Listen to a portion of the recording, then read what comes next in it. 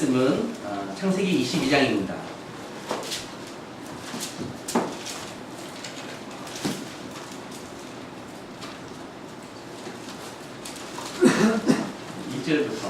같이 읽도록 하겠습니다.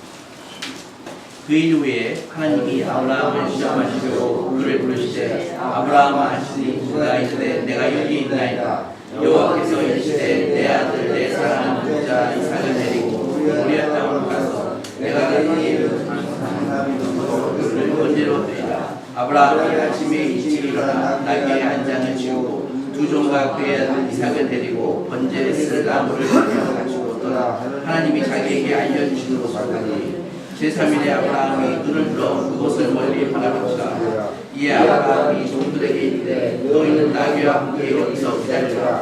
내가 이와 함께 저기 가서 예배하고 내가 너희에게로 돌아오리라. 아브라함이 이에 번제나무를 가져다가 그의 아들 이삭에게 지우고 자기는 불과 칼을 손에 두 사람이 아브라함에게 말하되 내 아버지여 하니 그가 이르되 내 아들아 내가 여기 있노라. 이삭이 이르되 불과 나무는 이거니와 번제할 어린 양은 어디 있나이까. 아브라함이 이르되 내 아들아 번제할 어린 양은 하나님이 자기를 위하여 친히 준비하시리라 하고 두 사람이 함께 나아가서 하나님이 그에게 일러주신 곳에 이르자. 이에 아브라함이 이곳에 제단을 쌓고 나무를 걸어놓고 그의 아들 이삭을 결박하여 제단을 나무에 놓고 소를 내밀어 칼을 잡고 그 아들을 잡으라니 여호와의 사자가 하늘에서부터 그를 불러 이르시되 아브라함아 아브라함아 하시는지라. 아브라함이 이르되 내가 여기 있나이다 하니 사자가 이르되 그 아이에게 내 손을 대지 말라. 그에게 아무 일도 하지 말라. 내가 내 아들 내 독자까지도 내게 아끼지 아니하였으니 내가 이제야 내가 하나님을 경외하는 줄 알라. 아브라함이 눈을 들어 살펴본즉 한 수량이 뒤에 있는데 뿔이 수풀에 걸려있는지라. 아브라함이 가서 그 수량을 가져다가 아들을 대신하여 번제로 드렸더라. 아브라함이 그 땅을 여호와에게 하였으므로 오늘까지 사람들이 이르기를 여호와의 산에서 준비되리라 하더라. 여호와의 사자가 하늘에서부터 두 번째 아브라함을 불러 이르시되 여호와께서 이르시기를 내가 나를 가리켜 의지하나니 내가 이같이 행하여 내 아들 내 독자로 아끼지 아니하였음즉 내가 내게 큰 복을 주고 내 시각에 번성하여 하늘에 들어가고 바닷가에 모래와 함께 하노니 내 시가 그 대적의 성문을 차지하리라. 또 내 시로 말미암아 천하만민이 복을 받으리니 이는 내가 나의 말을 주장하였습니다. 이 아브라함이 그의 종들에게 돌아가서 함께 떠나 그의 세상에서 거기 거주하였으며. 아멘.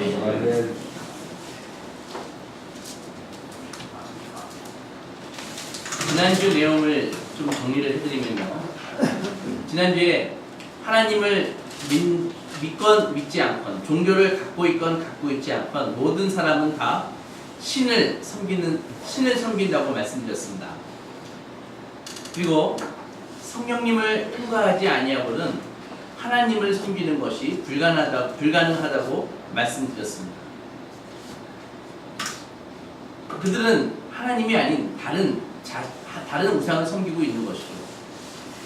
일본에 가면은요, 사람들이 일본 선교가 참 어렵다고 얘기를 합니다. 그 이유는요, 그들은 복음을 전하면은 아주 쉽게 복음을 받아들입니다. 그런데 그들이 복음을 받아들이는 것은 그들은 기본적으로 신을 많이 섬기면 많이 섬길수록 좋다는 생각을 갖고 있습니다. 그래서 부처님도 섬기고 집에 있는 집신도 섬기고 물에 있는 물신도 섬기고 산에 있는 사실년도 섬기고 거기에 플러스 예수님도 섬기면 좋다. 이런 의미에서 받아들이기 때문에 일본은 선교가 거의 불가능할 정도로 아주 힘든 나라입니다. 일본뿐만이 아니죠. 보통 사람들도 보면은 예수를 믿건 믿지 않건 신을 다 섬기고 있습니다. 다만 그 신은 종교적인 신이 아니라 자기의 행복이라는 신을 섬기기도 하고요. 혹은 자기의 자녀라는 신을 섬기기도 합니다.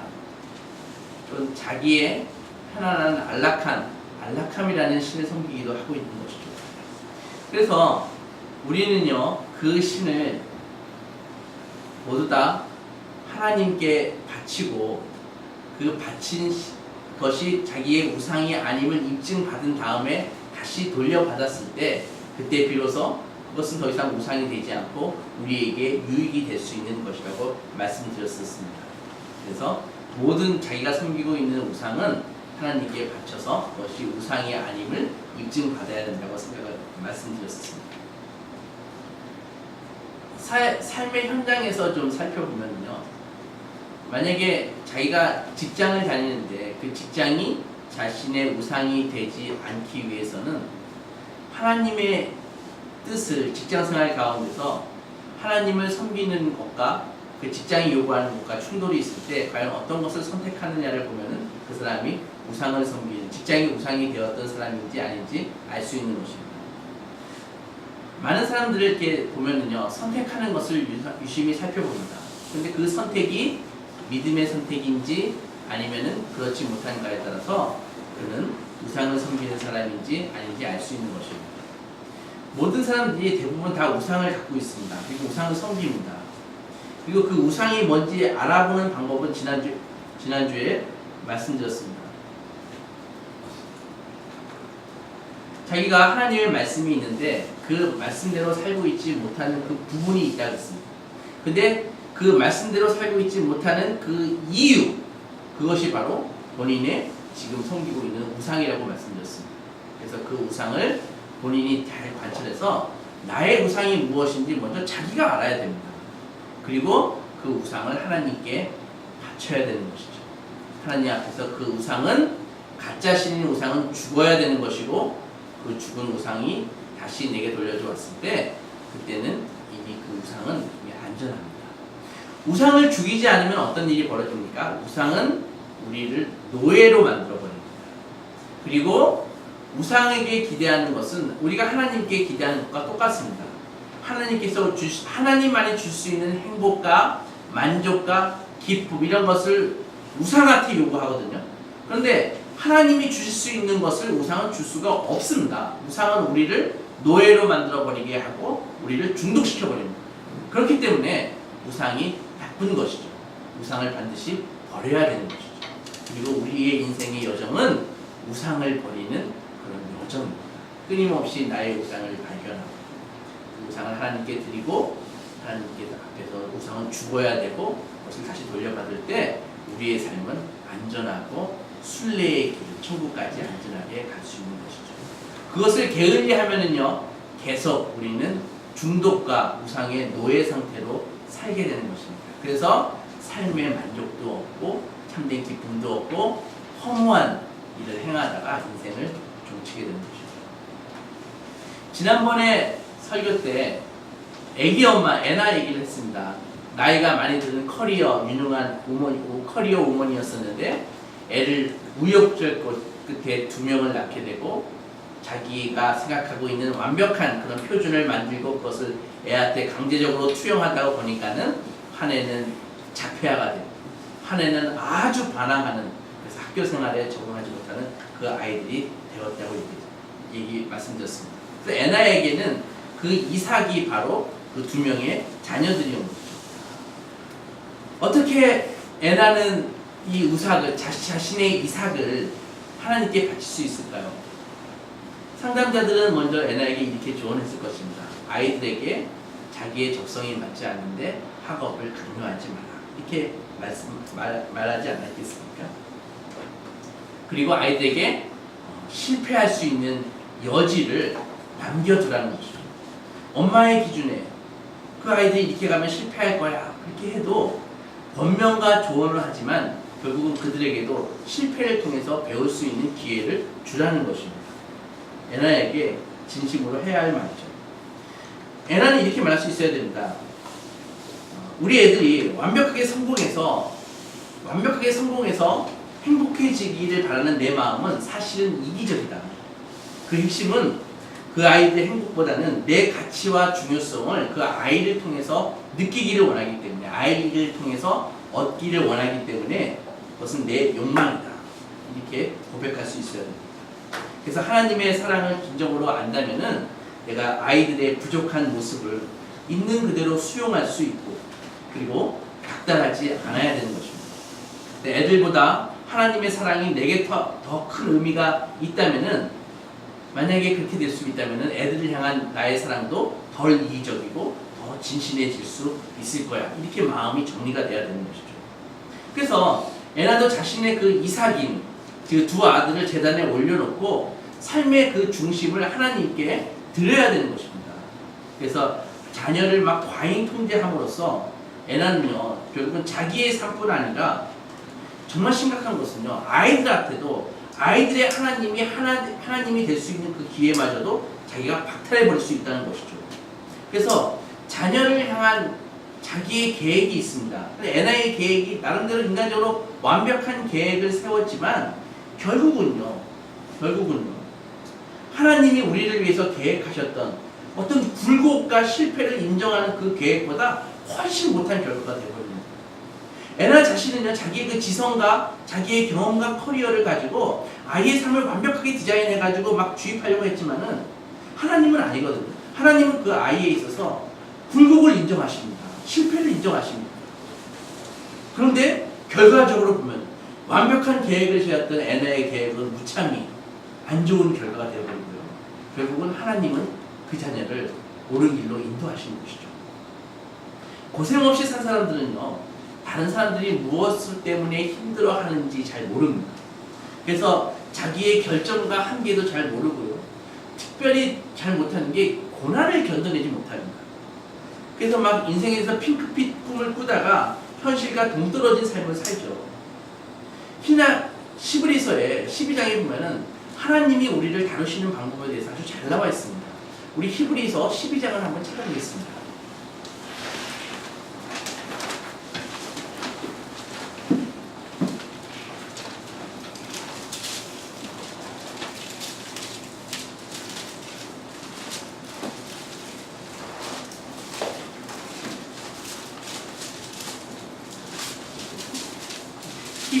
히브리서 12장 제 성경으로 신약 367페이지입니다. 4절서부터 우리 같이 좀 읽겠습니다. 시작.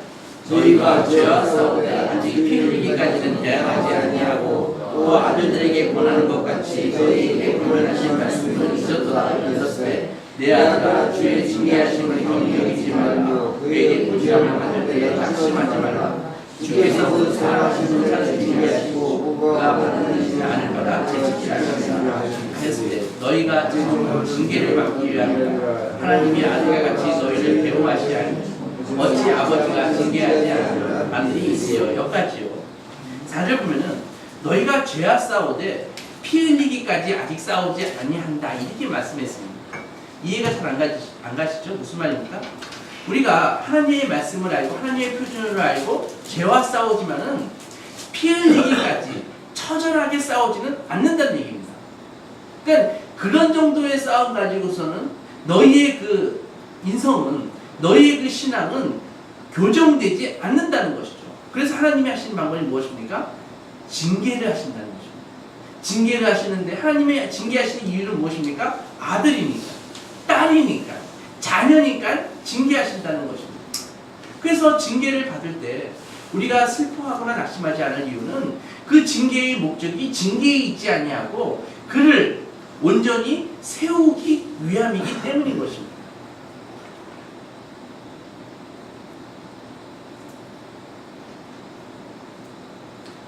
에나는요 하나님의 사랑과 영광보다 자녀의 성공과 사랑이 자기의 자아상에 더 중요했습니다.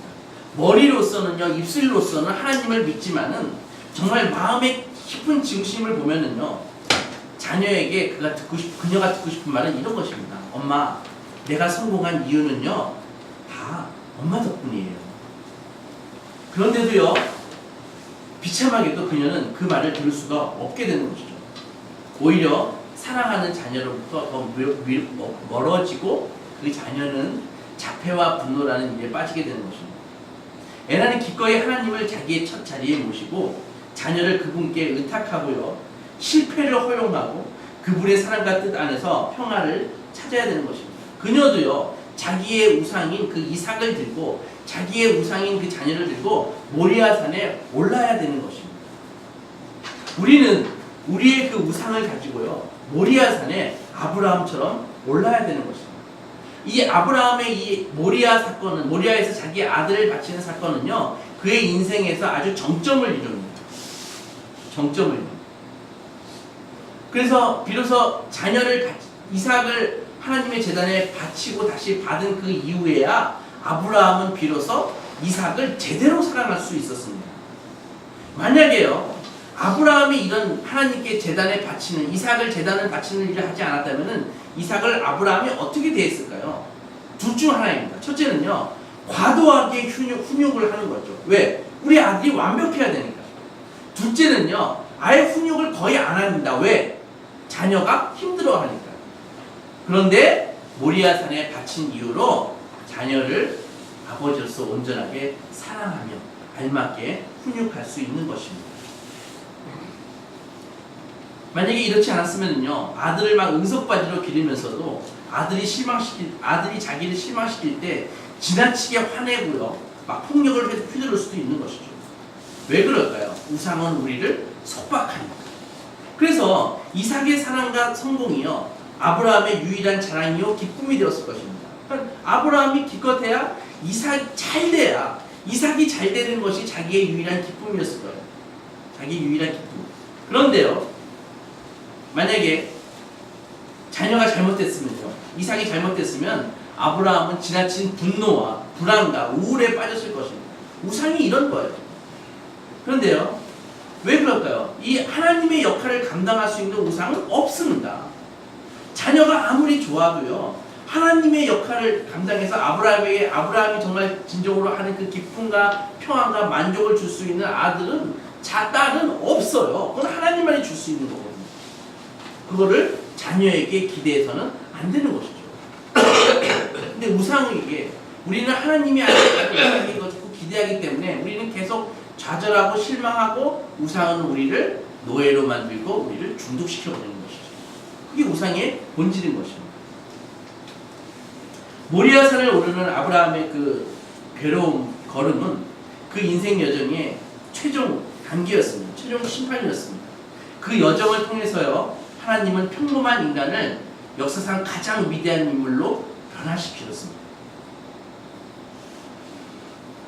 어떻게 단순하게 자녀를 모리아산에 바치는 그 행위를 통해 하나님은 아브라함을 믿음의 조상이라는 위대한 인물로 만들었을까요? 놀랍지 않습니까? 그럼 우리에게 적용해서도 만약에 우리가 갖고 있는 우상의 본질을 깨닫고, 먼저 각자의 우상의 본질을 아는 게 중요합니다.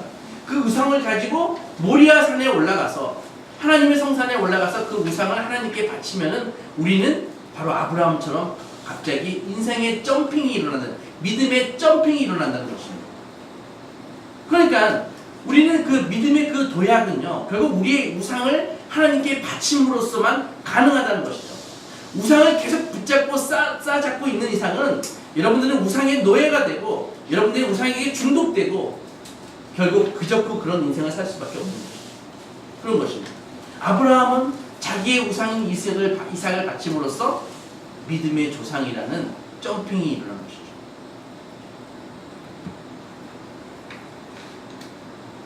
이 놀라운 사건에는요, 당시 아브라함은 죽었다 깨어나도 깨달을 수 없는 일이 일어나는 것입니다. 생각해 보십시오. 한번 생각해 보십시오. 중요한 뜻이 여기에 있는데, 이삭이 실질적으로 제물로 바쳐지지 않았죠. 그런데 아브라함의 가족의 죄는 그대로일 거 아닙니까? 이삭이 안 죽었잖아요. 그러면 아브라함 가족의 죄는 어떻게 되는 것입니까? 이삭이 죽어야지 아브라함의 가족의 죄가 사해지는 것 아닙니까? 장자가 죽어야 됩니다. 그런데 이삭이 안 죽었는데 어떻게 된 것이죠? 이삭 대신 숫양이 죽었기 때문에 아브라함 가족의 죄가 사해졌나요? 그거는 아닙니다. 어떻게 아브라함의 가족의 그 죄가 양 한 마리 죽었다고 해결될 수 있겠습니까? 그렇지 않고요. 바로 이런 일이 벌어진 것이죠. 아브라함의 그 가족의 죄를 위해서 이삭이 죽어야 되는데 이삭이 죽지 않았잖아요. 근데 누가 죽었습니까? 먼 훗날 또 한 아버지가 아브라함의 가정을 위해서 이삭이 아닌 다른 장자를 데리고 산으로 올라가셨습니다. 그 산은 갈보리 산이죠. 거기에서 장자가 대신 죽으시고 이삭 대신에 아브라함 가정 대신에 우리 대신에. 그런데요, 이삭이 죽었을 때는 멈춰라. 너 그 아들에게 손 하나 대지 마라. 그리고 수장을 준비해 주셨잖아요. 그런데 그 먼 훗날 갈보리에서 그 장자가 죽었을 때는 그런 음성이 들리지 않습니다. 그리고 지켜보시는 것이죠. 그 장자가 죽도록 하나님께서는 침묵하십니다. 바로 이삭을 위해서 이삭 대신 죽었던 것은 우리 주 예수 그리스도인 것이죠. 그래서 하나님의 말씀은요, 이렇게 말씀하셨습니다. 그리스도께서도 단번에 죄를 위하여 죽으사 의인으로서 불의한 자를 대신하셨으니 이는 우리를 하나님 앞으로 인도하려 하심이라. 바울도요 이렇게 말씀했습니다. 자기 아들을 아끼지 아니하시니가 우리 모든 사람을 위하여 내주시니까 어찌 그 아들과 함께 모든 것을 우리에게 주시지 않겠느냐, 이렇게 말씀하신 것이죠. 여기에 우리의 그 우상 숭배의 실질적인 해답이 있습니다. 정말 우상을 보유하는 것은 굉장히 위험한 것입니다. 우상은 우리를 중독시켜버리고요, 우리를 노예로 만들어버립니다. 그런데 이것은요, 우리는요, 이 이삭을요, 이 우상을 아브라함처럼 바쳐야 되는 것이죠. 그래서 이것은 위대하신 하나님을 이렇게 추상적으로 이렇게 되뇌어서는 절대로 안 되고요, 결코 그렇게 되지 않고요, 이는 치열한 전투와 싸움입니다. 과연 우리가 우리의 우상을 발견하고 그 우상을 모리아 산에 과연 바칠 수가 있는가, 이 싸움 벌여야 된다는 것입니다. 그렇게 될 때 하나님은 우리를 지극히 사랑하시고 아끼시고 기뻐하심을 알고 확신할 수 있게 된 것이죠. 그 사람 덕분에 우리 마음은 정말 그분 안에서 진정으로 안식과 의미와 안전을 얻고 삶에 무슨 일이 닥쳐든 우리는 감당해낼 수 있습니다. 그 사랑을 확신할 수 있습니다. 하나님은요, 아브라함의 그 재물을 보시고요, 이렇게 말씀하셨잖아요. 네가 네 독자 이삭까지도 내게 아끼지 아니하셨으니 이제야 나를 사랑하시는 줄을 알겠다, 이렇게 말씀하셨잖아요. 그러면 우리도 한마디 해야 되는 것 아닌가요? 하나님께서 정말 당신의 독자 예수를 아끼지 아니하셨군요. 정말 하나님은 나를 사랑하시는 줄 제가 이제야 믿겠습니다. 그렇게 10년 가운데서 터쳐서 그 고백이 나와야 되는 거 아닌가요? 그 고백이 나오셨나요? 지금 나오고 계시나요? 하나님, 당신께서 당신의 독자를 우리를 위해서 아끼지 않으셨군요. 이제야 정말 하나님이 나를 사랑하시는 줄 알겠습니다. 이 고백이 우리의 10년 가운데서 터쳐서 나와야 되는 것입니다. 하나님이 하신 일이 엄청난 규모를 조금씩 깨달을 때 비로소 우리 마음은 다른 어떤 것도 아닌 그분 안에서 안식을 얻게 되는 것입니다. 하나님께서요, 우리를 그냥 용서하셔서는요, 절대로 거룩한 분이 되실 수 없습니다. 설명드리겠습니다. 이게 무슨 말이죠? 하나님은요, 우리를 그냥 용서하시잖아요. 그러면 하나님은 거룩하신 분이 될 수가 없어요. 어떻게 죄인을 아무 대가 없이 용서하죠? 그러면 그분이 거룩하지 않다는 말입니다. 같은 나쁜 놈이기 때문에 나쁜 짓을 해도 그게 별로 정말 나빠 보이지 않고 용납이 되는 것입니다. 근데 하나님은 하나님 자체가 거룩이십니다. 그렇기 때문에 우리를 그냥 용서해서는 하나님 거룩하신 분이 될 수가 없고 거룩에 데미지가 먹기 때문에 더 이상 거룩하신 분이 안 되는 것이죠. 그럼 어떻게 합니까? 반면에 하나님은 또 우리를 구원하시는 분입니다. 그러니까 이 거룩과 구원은 동시에 양립할 수가 없는 거예요. 구원했다간 거룩이 데미지를 입는 것입니다. 거룩하셨다가는 우리를 구원할 수가 없는 것입니다. 그래서 하나님이 하신 게 무엇입니까? 하나님이 하신 게요,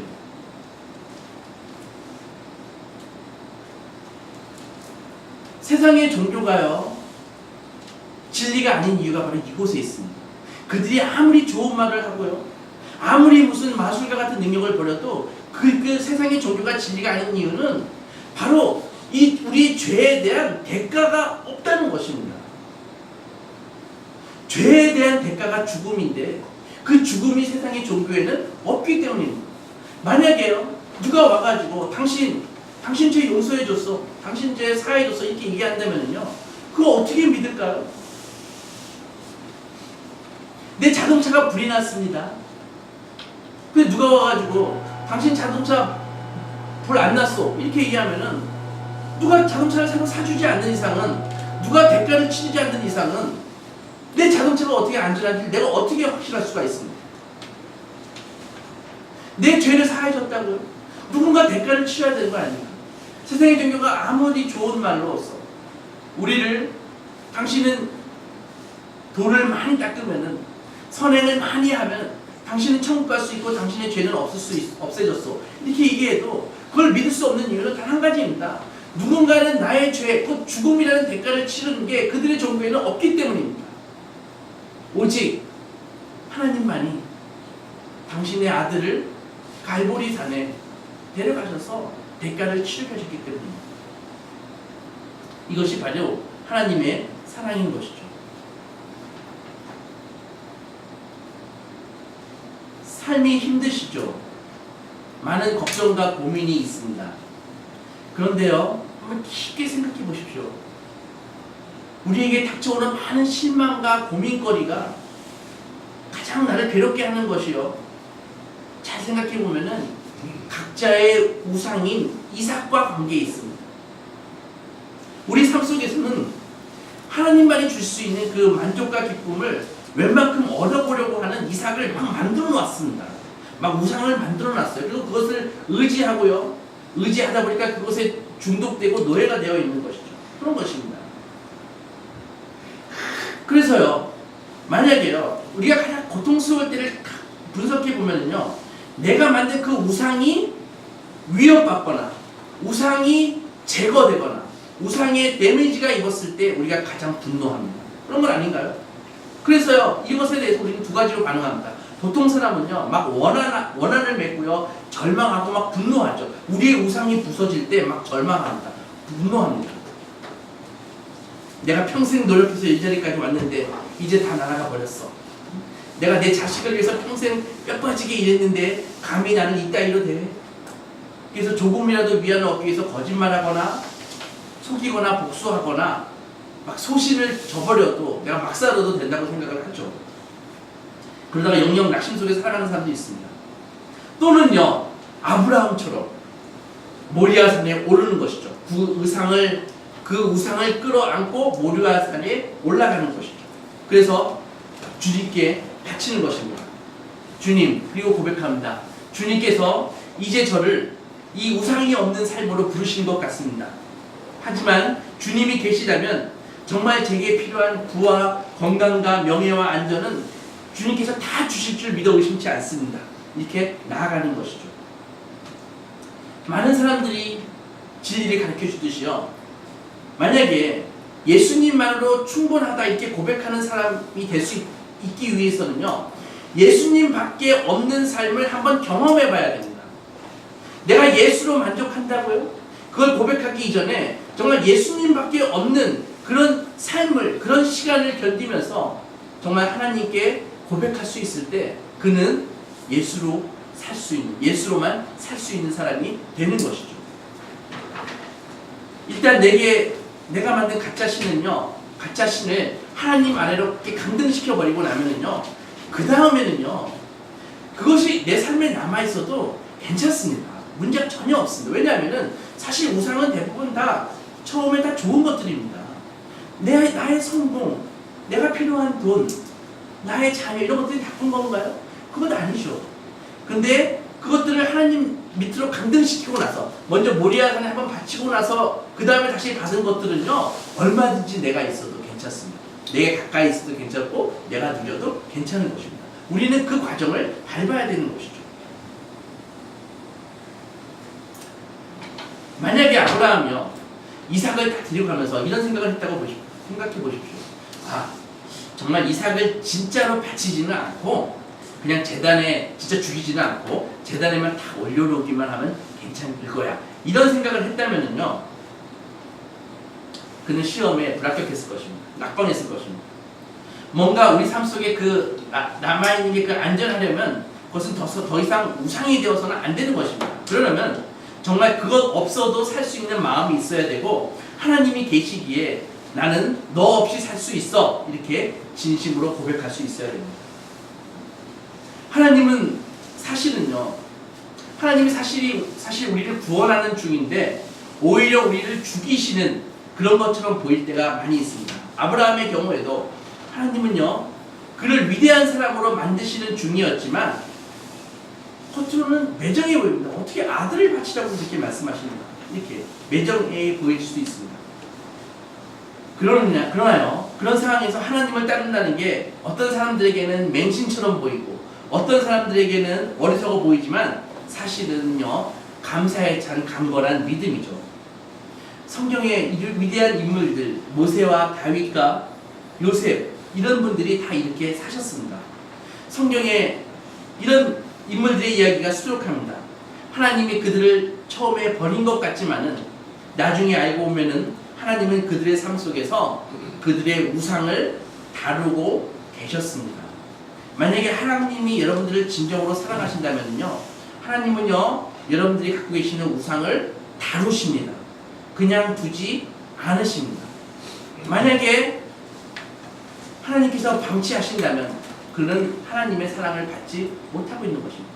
만약에 사시다가 여러분들의 우상이 자꾸 하나님께서 다루신다는 느낌이 들 때 하나님께 감사하십시오. 그리고 너무 버티지 마시고 우상을 하나님께 내어드리십시오. 그러면 하나님께서 그 우상을 제거하시고 다시 돌려주십니다. 아브라함처럼 예수님도 하나님의 부르심을 받고요, 처절하게 씨름하셨지 않습니까? 예수님의 기도 생각나시죠? 겟세마네 동산에서 하나님, 다른 길이 있느냐고 물어봤지 않습니까? 어떻게 그 기도를 하나님이 외면할 수 있으셨는지, 제가 이 잔을 마시지 않으면 안 되겠습니까? 이 기도를 과연 부친인 하나님께서 어떻게 외면하실 수 있을까요? 우리를 위해서 외면하셨죠. 결국 나쁜 일을 허용하시는 하나님이 그 이유를 우리는 그 당시에는 다 모르지만 예수님처럼 우리도 힘들 때 하나님을 끝까지 신뢰할 수 있는 것입니다. 말씀을 정리하겠습니다. 하나님을 바라보며 그분이 이미 해주신 일을 즐거워하면요, 가장 어둡고 힘들어 보일 때도 꼭 필요한 기쁨과 희망을 얻어 하나님의 부르심에 따를 수 있습니다. 우리 모두 가짜신을 갖고 있습니다. 우상을 갖고 있습니다. 우리는 그 우상을 하나님께 아브라함처럼 바칠 때 우리는 믿음의 점핑이 일어납니다. 은혜의 점핑이 일어나고 축복의 점핑이 일어나는 것입니다. 이 믿음 가지시고요, 우리가 비로소 그때 그 가짜신에서, 우상에서부터 우리가 해방될 수 있습니다. 우리가 설정해 놓은 가짜신에서 해방되어 하나님께서 주시는 참된 자유와 행복을 누리시는 소망의 자녀들이 되시기 축원합니다. 기도하겠습니다. 하나님 아버지, 주님께서 우리를 자녀 삼아 주시고 우리 안에 여전히 남아있는 불순종과 불신앙의 그 우상들을 하나님께서 다루심을 알게 하시니 감사합니다. 또 우리에게 징계를 하시고 우리를 징계하시고 징계를 허락하시는 이유가 우리가 하나님의 아들과 딸이기 때문에, 자녀이기 때문에 우리를 징계하신다는 사실도 알게 하시니 감사합니다. 우리의 우상을 모리아산의 아브라함처럼 주님의 제단에 바칠 때 우리의 모든 삶의 영역에서 새로운 점핑이 일어나고 주님의 큰 은혜의 단계로 한 단계 올라가게 됨을 우리 또한 배우게 하시니 감사합니다. 또한 입술로 고백합니다. 주께서 주님의 그 하나밖에 없는 아들을 갈보리산에서 아끼지 아니하셨으니 하나님께서 나를 사랑하시는 줄 이제는 믿겠습니다. 하나님 아버지, 이 고백 가슴에서 터쳐나와 주님께 드릴 수 있는 우리 소망의 자녀들 될 수 있도록 역사하여 주시옵소서. 예수님의 이름으로 기도했습니다. 찬송가 370편 하시면서 성도 받겠습니다.